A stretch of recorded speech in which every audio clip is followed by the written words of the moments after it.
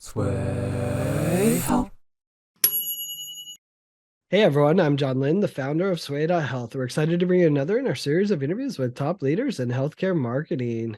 And our guest today is Mary Sadlier. She's president at Adventures. Welcome, Mary. Great. Thank you so much for having me on the show.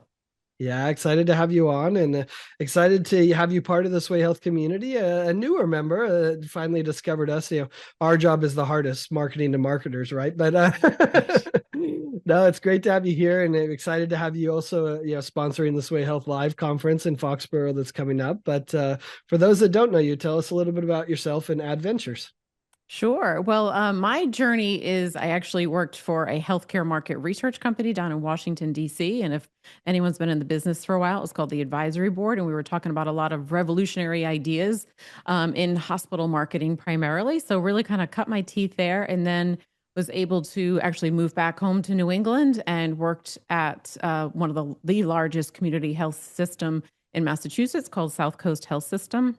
Went Awesome. through a branding with them during the merger mania of hospitals back in the 90s. So had a great experience there and then joined Adventures almost 25 years ago and work a lot here on healthcare marketing as well as corporate communications. And we also do a lot of retail and B2B work here as well. So in Adventures, when I joined, was really a boutique design creative company, but we've grown tremendously to be a full service firm from all the way from research down to finished productions, video productions, radio, and all the points in between, whether it's creating graphics, design work, video, content strategy, media strategy.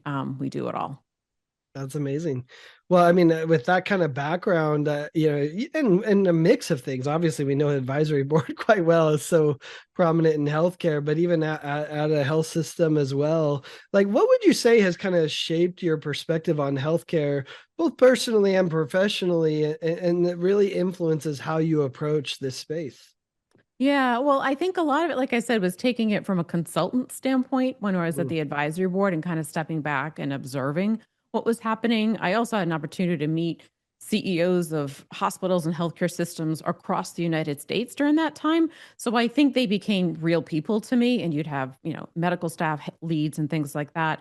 And then working on the inside of a hospital, I think these people became your friends. You were helping to promote their physician practices or a new line of cardiology services, community relations, and things like that. How what happened inside the hospital affected the greater community, whether it was having a breast cancer screening. So I do feel like I've seen different perspectives on healthcare, which has been able to kind of bring me to this point where I'm able to think about when a client comes to us for marketing, I can kind of get it from a lot of different angles. I would also say, and you can't diminish these things you do early in your career at the hospital. I was in the PR team. So I was on the big golf tournament committee, and you actually worked with the procurement departments. And I think about now, so many of the products that we're helping our clients talk about, sell, create messaging for are ultimately going to the procurement departments. I'm like, I used to sit around a table with them as we were trying to figure out who would be the foursomes and who would be the sponsors and what did the T signs look like. So I think I've had this wonderful experience of having all these people be very real to me. And I think so many times in B2B marketing, sometimes those faces are amorphous and you're not sure. They're just bean counters, number counters, whatever. But I've been able to know them and think of them as real people because they are. yeah. It's interesting how having worked at a healthcare organization and had to procure something changes your experience. I was doing a demo video with Proofpoint, and I was telling him how they were the first software that I ever procured as an IT person at a provider organization. And it changes, right? Because when you've been through that, that's Yeah. fascinating to hear yours as well. Yeah, and I was on the team that did the very first website for the healthcare system. So I mean, it was Yeah. like, what goes on a website you didn't even know, and setting up physician referral systems, and what were the pain points and things like that. So understanding the importance of those kinds of tools for both the physicians who might be doing marketing, but also for people in the community who are desperate for a new dermatologist or something. So yeah, it's been a great experience. Amazing. You know, I think Adventures has done, marketing and branding for some of the really big healthcare players out there, quite frankly, Mhm. like CVS Health, and I know Baxter as well. Like, what do you see as like the big hurdles when working with them to do the storytelling for them? Yeah, well, I think it's very different. CVS has primarily been on the consumer marketing side of things, talking to whoever's going to be using whatever communication and tools they need, whether it's in store or through their insurance entity, Aetna. And then on the other side of the pharmacy benefit management, which is a very B2B model. And then you have like Baxter Healthcare, which is all B2B models of things. So thinking about how you talk to people in different audiences, I think has been the most common thing. And I think, especially in a B2B world, like I touched on earlier, you know, people get afraid when they have to think about talking to other professionals. And it's like, they're real people. We have to speak in a language, like take these very technical terms of a new piece of equipment and break it down into the benefits. Don't tell me what all the buttons do. They don't need to know that yet. What are the benefits? What are the solutions? And I think it's constantly bringing it back to benefits and solutions for your products and tools. And how do you bring that into the community? I also love, like, we had an example where during the COVID pandemic, we were helping CVS make sure that people knew what to do if they went to the drive-through and they were going to get their COVID testing. And we had these little informational training videos that were, take the thing out, put it up your nose, all those fun things. But we literally had the video and we slowed down the video speed because you're probably sitting in your car, waiting in line. You wanted it to be slow so people really understood the steps. So making little things like that, thinking about your customer who's probably nervous, maybe they're not feeling good, and always thinking about that end user of your services, I think is incredibly important at all times. Yeah, that's really interesting. But there's got to be some really unique challenges for these global healthcare companies. I mean, this isn't, a local medical practice. CVS Health, Baxter are these global giants. Yeah. Like, what are some of those unique challenges that you've seen with them? I think particularly for Baxter, who's, marketing products globally, a lot of it comes down to how do you create a lot of content that can be used in a lot of different countries and a lot of different languages. And I think oftentimes we've fallen into the trap of translating or whatever it is we're going to translate it. But we've really taken the approach of transcreation and Mm, really thinking again about how different hospital systems in different countries use different tools, thinking about how it's going to be consumed by those customers in those audiences versus just trying to change the words. And I think being really thoughtful on the front end about how are you going to create all this content. I always think too often you kind of jump into the production of things and then afterwards you're always like, I wish I'd gotten a few more shots, or we should have mm. had the patient doing this, or the machine should have been turned off and on to show how it works. Like whatever those little things are. And I think in that pre-production mode, so many times I think that's been a challenge. So I do think from a global perspective, it's that transcreation. And as we've seen so many times, these uh, different marketing teams, they can be very siloed in the different countries. Mm. And sometimes there's very good reasons for that, Yep. regulatory compliance and things like that. It's just not possible to do a lot of crossover. But when you can think about the visual and the words for the product selling, and if you can transcreate those, you've saved a lot of pain points across their internal systems. Yeah, that's fascinating. I've heard that before where it got automatically translated, to Spanish, for example. And then they're like, wait a minute, I can't even use this. This would embarrass me because it doesn't make sense from the cultural perspective of that, or, of that language. Exactly. Yeah. I mean, even just think of like here we say operating rooms, and in Europe it'll be a theater. I mean, it's just simple terminology can kind of make or break. And when the person's reading it, it just doesn't feel authentic. So and then you immediately have you're predisposed to like not trusting because well, you didn't even get the words right. So why would I buy your product? So it's thinking about all those things when people are making split second decisions in terms of am I going to even consider this product or not? Right. So I think it's important to think about your user all the time. Yeah. And that trust is becoming more and more important as AI can spew out anything. So, yeah, those little nuances, I think, are making a bigger impact today than they were even, a year ago, 2 years ago. Yeah, yeah, I completely agree. Yeah, I mean, I think the AI tools, there's definitely a place for them. We internally have a philosophy around the human kind of AI, so nothing will go out of here without a human looking at it and making sure it's correct. Because I think, as good as the tools are, they still hallucinate, they still compress images and things like that. And so until you perfect all of that and make sure it's right, we'll always have a human looking at anything we deliver to our clients. Love that. So, you have a virtual production studio inside. It looks like you're in part of it to me. But like, how is, having a virtual production studio on site, how is that changing the way that brands are creating content with you? Yeah, well, I think it addresses a couple things. And actually, we're in our podcast studio. We also Oh, have a okay. virtual So you production have both. studio, Okay. which I'm just pointing out it would look way cooler behind me if that's where I was. So this is our regular We'll do that podcast studio. next For time. anyone who's Okay. been in virtual, just so you know. But I do think it goes back to some of the pain points. I mean, I think when you think about authenticity, you want to make sure think about pain points. Right, when I was on the hospital side, we would have product people coming to us. Oh, can we just get into a hospital room, patient recovery type room, or get into a doctor's office and things like that? It's like, well, no, we're seeing patients all day. And I think when you need to set up and sell a product, if you can actually do it in a virtual environment, it saves logistically just getting into spaces that need to be on 24/7 in a healthcare setting, but you can also control the environment, you can control the lighting, you control the people, control the backgrounds, you can change things. And it also, when you're trans creating, if there are elements that you would want this to look different in Argentina than you would in Arkansas, you can change those things as long as you pre-planned in the background to make it people understand that they're in a different country, because there'll be subtle little changes about how a room is set up, what the signs say on the wall, right? They're going to be in a different language if you're in Argentina versus in the United States. So it's thinking through a lot of that, and I think that's where virtual production, which a lot of people aren't familiar with yet, but we've been using it very successfully, especially with healthcare clients, because it's saving that pain point of how do I get into a place where our customers are all the time? For example, CVS, we've recreated an entire CVS store in our Wow. studio. Now, we may have in the foreground products that they might be selling, their own acetaminophen or, different even makeup products and things like that. We can have Sure. all those things on the shelf. The customer can be interacting with them, but we don't need to shut down a whole CVS store to do some of those very close up product shots. Now, there may be other times where it's perfectly good.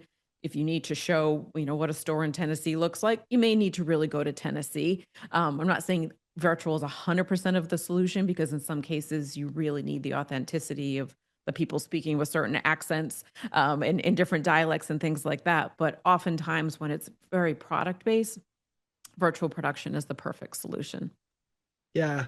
I mean, to your point though, like making something authentic that people trust, like that seems like the key in healthcare right now, as we kind of talked about, that we require a certain level of trust and a high level of trust in our healthcare organizations. How do you balance like being efficient and even scaling to the needs of your clients while still having authenticity in this virtual production? Yeah, I mean, I think and we've had a lot of people challenge us on that, and anyone that's using AI, I think, philosophically is having this conversation in their heads.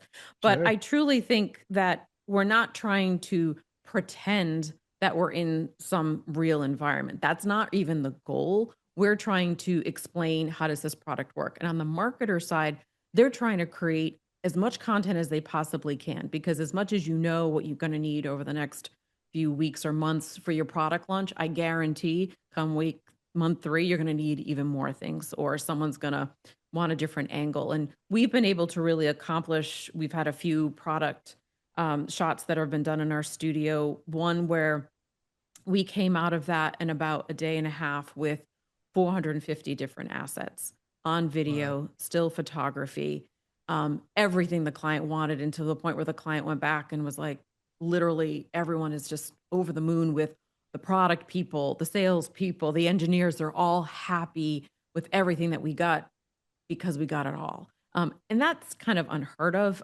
We've also been able to do a product shot where it was an ultrasound piece of equipment like that a new mom would have. And the mom is, somewhere in the US. and dad is somewhere over, say in the Middle East, in a desert environment. And the technology that we were really aiming to show people is how quickly the image from the ultrasound could be shared with dad who's serving our country over in the Middle East. So we were able to like convey and have, okay, here's your very traditional, doctor's office setting. And then over here, you were able to have what looked like an office with the desert behind it and a soldier in his, whatever Sure. uniform Camo. sitting. And then he gets the photo from his wife. So, all done in one day in one studio. There's no other opportunity you could ever do that with just moving all the equipment and things like that to different locations. Even if you had a desert location in the US, it just wouldn't be possible. So I do think, we even think about we have a green seal on our whole studio. So if people are going to be reducing their carbon footprint from a travel standpoint, reducing the number of days of shooting, it helps reduce travel time. So there's so many benefits of doing it virtually that I think it's more and more you're going to see healthcare companies in particular, because it removes a lot of pain points, but many other companies are starting to use it as well. Yeah, that's really neat. It's great that you invested to make it easy for healthcare organizations. Love that. Yeah. Yeah. Well, and healthcare, like I said, has been a core part of our business. So this just made a lot of sense. It just makes things easier. In the video world, you always think about the golden hour. You always want the lighting just perfect, sunrise, sunset, things like that. You can have that at any time of day. For product shots within a retail environment, a retail store, people often had to work overnight. So you've got your brand marketers, your whole video crew, they're exhausted the next day. They're toast because they've been up all night shooting. You don't have to Yeah. do that. You can do it all during traditional hours. So people can get home and have dinner with their family if they want at the end of it all. So I think just from an environmental standpoint, the one thing I'll always say is if I walk onto a virtual set, I can always get the vibe. It's much calmer because part of the virtual production process is so much more is done in pre-production versus trying to fix it in post. So from shoot day to final assets produced for a client is much more compressed to weeks versus months. You do have more of an upfront investment on things, but I think then everyone's much more comfortable because they've been able to see the backgrounds. They've been able to know how it's going to be manipulated, or we're going to make that, palm tree into a Christmas tree in the background because we're going to try to get it a shot that looks like it's in, a southern climate versus a northern climate. So you're able to think about all those things ahead of time. Yeah, that's really cool. Well, shifting gears just a little bit, like what are you seeing from the healthcare leaders you talk with and you work with right now that really excites you and maybe some things that concern you as the industry, I mean, between AI, technology, communication channels, it's evolving quickly. So what are some of the things that excite you or maybe concern you? Yeah, I mean, I think from an excitement standpoint, I think, so many times I think B2B marketing in general has evolved so much over the last 10 years or so, where I think it used to be this, a lot of just very fact-based things. Maybe it was the product managers talking to clients instead of trying to think of them again as real people. And I think that's evolved a lot into thinking about benefits and solutions, which is encouraging. I think, people understand you're going to need a lot of content. It used to be kind of like, here's my brochure, here's my sales kit, but you need all the social media tools and how those things look to many different audiences. So I think everyone's understanding that you're going to need a lot of content. How do we Mm, do that more efficiently, still authentically, and still talking to all the audiences that we need to? So, like I said, I truly think people that have been able to leverage virtual production in our studio so far have been able to kind of check a lot of those boxes. yeah, absolutely. As you look ahead, like how do you think virtual production will continue to evolve and what's your perspective on like will it become a standard capability for healthcare marketers that they all want to go that direction or give look into your crystal ball. What do you see coming? Yeah, yeah. I definitely think for product marketers, it will absolutely become necessary. Again, as they have to create so much content in a short amount of time, it's going to become easier to do it that way. I still think, what virtual production cannot do is if you needed to film a tool going into a human body, Mm, yeah, that's going to still need to be done in a sterile healthcare environment. So I think it's going to be first understanding what the capabilities are around virtual production, what are the constraints around it? And then when you figure those things out, understanding on the front end, like any new tool, any new process, you're going to need to think about what are all the backgrounds I need? How am I going to need to set this all up? So the first few are always going to be a little bit more time consuming, but once you get going, like any new technology, and then you can be really efficient with it as you go. So I do think people will start to adopt it more. We're already seeing a lot of different clients using it in different applications, like I said, from a B2B and a B2C standpoint. So I think once you use it, you would never go back. Yeah. I think the other part is just the explosion of video. When I go to these conferences and talk to people, they want to see it. They want to feel it. They want to, they want to consume video. They're not reading as much. I think that seems part of the trend as well, right? Absolutely. Yeah. And I think even, like I said, even with like thinking about LinkedIn, if you're trying to talk to different B2B audiences, video certainly there has exploded just in the last couple of years. But like you said, trade show environments and things like that, they want to feel the energy. And that's some of the sizzle reels, kind of the beauty shots you want of a product that you wouldn't normally think about. How do I make this look really sexy and fun and interesting to people? Those are things you can do really quickly and easily in a virtual environment. So you can have lots of movement behind the products so that as you're getting them, you're kind of creating all of that excitement for a product launch. Yeah. Well, it's a changing world with all this information available to us. Yeah, I often think we used to go to trade shows to discover products. Now it's all available to us on video, demos, articles, everything imaginable. And so it's such a different sales process than we were dealing with, even a decade ago. So yeah, Yeah, I totally agree. And I think the reason people are going to these shows now is to meet other people and have conversations that you couldn't before. I think, right? I think coming out of the pandemic, I think everyone's excited more and more to like just meet new people and go to big events and see all of that. So I credit that Sway Health is pulling together a lot of people like-minded in the healthcare marketing space to do just that in a couple of weeks. So awesome. Well, Mary, I appreciate you taking time to talk with us and share your perspectives and experiences and some of the innovations that you're offering healthcare organizations. So thanks very much for talking with us. And thanks everyone for watching and listening. If you want to find more great healthcare marketing content like this, be sure to check it out at sway.health. Thanks, Mary. thanks so much. This was fun.